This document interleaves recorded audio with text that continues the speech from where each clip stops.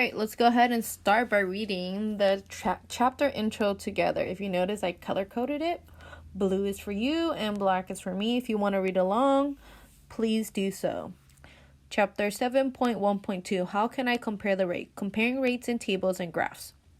Rates are used in many situations to describe and compare information. For example, you might compare the gas mileage of different vehicles when you are buying a car. Gas mileage refers to how many miles each car can travel per gallon of gas. You may also want to determine the print quality of a printer by comparing different printers' numbers of dots per square inch. In banking, the percent of interest earned per dollar, called interest rate, is an important rate to consider. Today, you will focus on different ways to display rates in tables and graphs as a way to compare information. As you work with your team, ask each other these questions. Which quantities can we compare? Are the ratios equivalent? How else can the ratios be expressed? All right, let's go over the first problem together. It's probably the only problem I will go over with you. Use it as your foundation problem to apply to all the other problems that are assigned. So you still have to do 7.15 and 7.18 as well. So let's start off by reading 7-14. The local news station is selecting this week's students for Athlete of the Week. Wendy and Yoshi are sprinters on the track team. Both are finalists. They are trying to decide who is the fastest based on recent data. Wendy's times are represented at the table at right. So that's Wendy's data. Copy the table and use the relationship shown in it to complete the table for Wendy. How can you use the table to find Wendy's running rate? How can you write her rate as a ratio? All right, so I want to go over this word really quick with you guys, the word relationship. So you know that a relationship is between two different people. So again, if you're looking at the relationship at the table, you do not want to look at distance only because, again, that is not a relationship. You're basically by yourself, alone. So you want to look at the relationship going side to side instead. So from time to distance. What is the relationship here? What is the relationship here? What is the relationship here?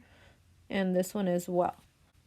5 times what will get us to 30. 5 plus what will get us to 30. You actually want to use multiplication, not addition. So 5 times 6 is the relationship for that one. So let's see what the relationship is this one for. It is also 6.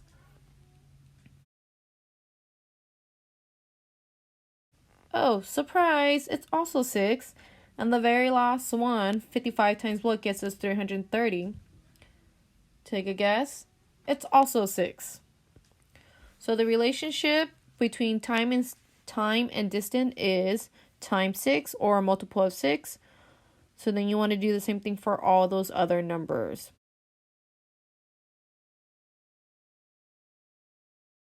And then when you're done, go back and answer the questions. How can you use the table to find Wendy's running rate? How can you write her rate as a ratio?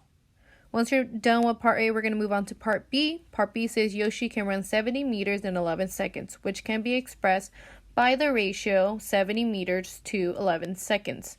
Do the two runners travel at the same speed? If not, who is the faster runner? Explain your reasoning. So just to make it a little easier, I need more numbers to compare Yoshi's to Wendy. So I made a table that looks like this. I would also like you to do the same. And then we're going to fill it in with the information that we already have, which is 70 meters in 11 seconds. So before I can fill in the rest of the numbers, I need to figure out what the relationship is between 11 and 70. And if you thought it was 7, you are correct. So then you want to do everything else by 7. And then you can put different type of numbers in here. We can do 15, 20, 22, 25, 30. And then you just multiply each one by 7. So go ahead and take a minute and do that. So after that, you should be able to answer the 2 questions. The first one is, do the 2 runners travel at the same speed? So that's number 1. And the second question is, if not, who is the faster runner? Explain your reasoning. So you want to use numbers to help you explain who did better or who was the faster runner. In part 7.15, it's going to ask you to graph it.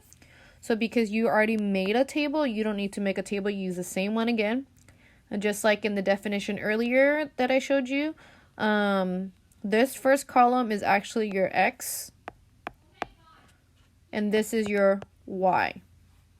So you're going to use these numbers to graph your x, and then these numbers on the distance side to graph your y. And then you do the same thing for windy. One side is the x, and the other side is the y-axis.